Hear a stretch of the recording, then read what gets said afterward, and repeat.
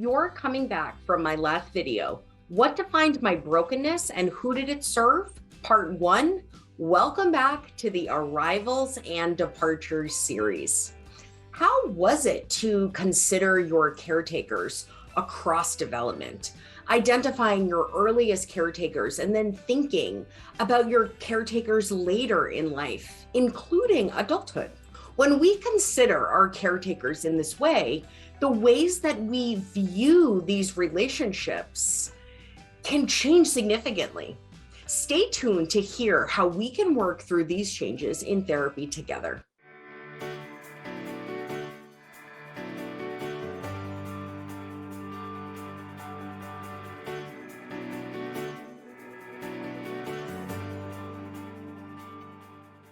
Hello and welcome. My name is Dr. Cammy and I'm the president of Bliss in Being. I help trauma survivors just like you build the life you deserved from day one.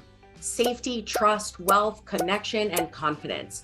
You can have all that and more when you transform your hardest moments into your greatest assets. When we begin broaching this question in therapy, what defined my brokenness and who did it serve?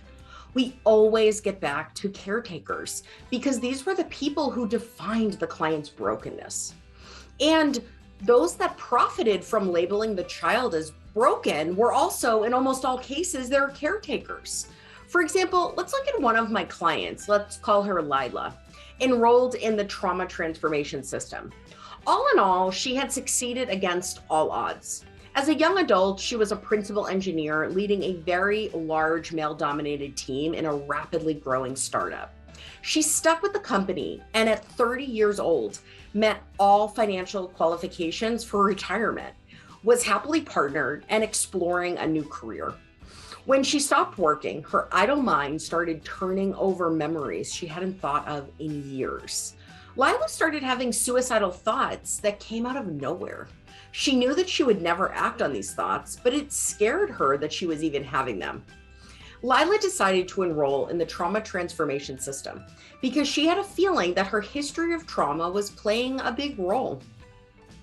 During our work together, Lila reflected on the unrelenting pressure she felt during childhood. Her parents, with the best intentions, expected perfection from Lila, and their expectations were often completely misguided and sometimes impossible based on Lila's age and her place in development. In short, they set Lila up to fail again and again. Lila's parents micromanaged every aspect of her life. In very early childhood, this looked like forcing Lila to engage in inappropriate activities for her age, like relegating her to a desk and chair for hours at a time to study concepts that were well beyond her developmental level. She could not go outside, engage with peers, or play sports. All they cared about was her intellectual development and her grades.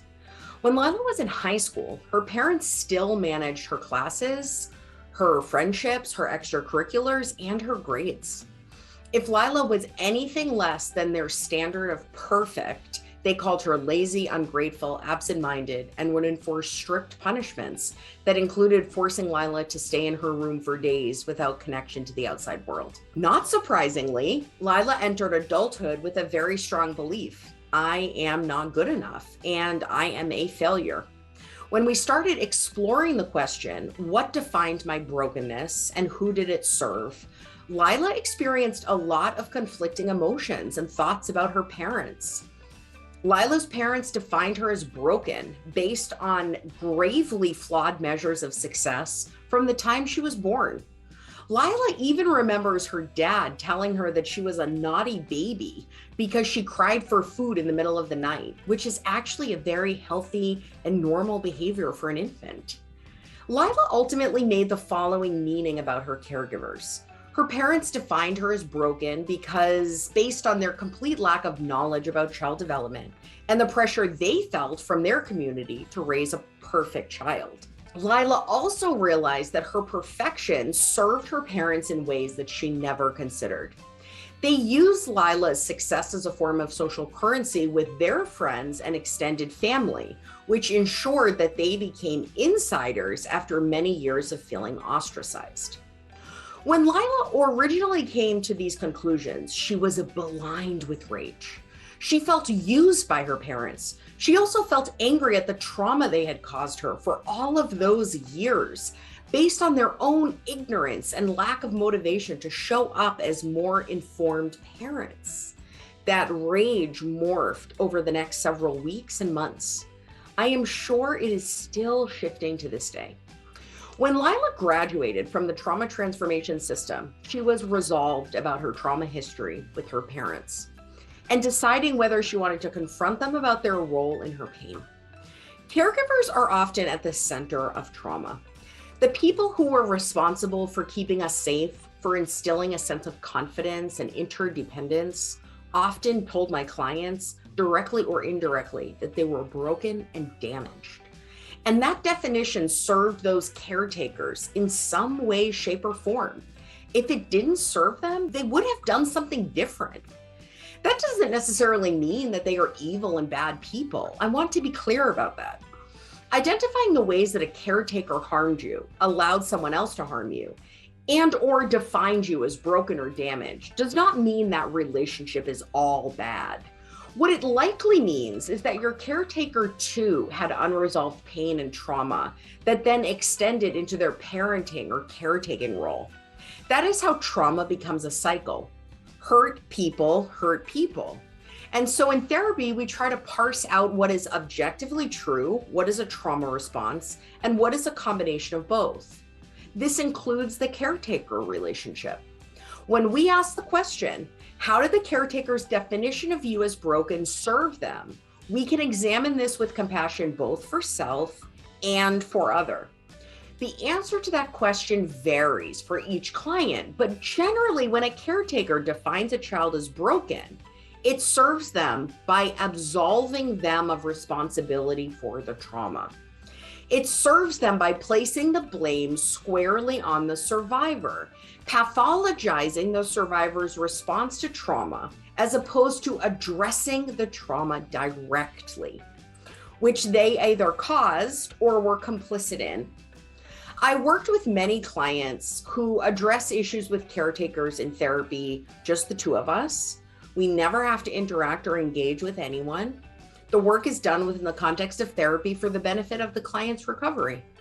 Other clients use our work in therapy and engage in forgiveness practices with caretakers in real life outside of therapy. And still others invite caretakers into their therapy process. However it has to happen, we make it happen. Acknowledging harm done by caretakers and addressing the ways those caretakers and others benefited from your brokenness is key. I've helped thousands of people restructure their relationships with caregivers. Sometimes that means coming closer, sometimes it means pulling apart, and sometimes it's a combination. That answer emerges as you become more congruent with your authentic self and your values. As clients examine their caretaker community from the past and present, they start to clear space, literally and figuratively. Their community becomes more streamlined and reflective of who they are today and how they want to be treated. From this space, clients begin to reflect on their identity.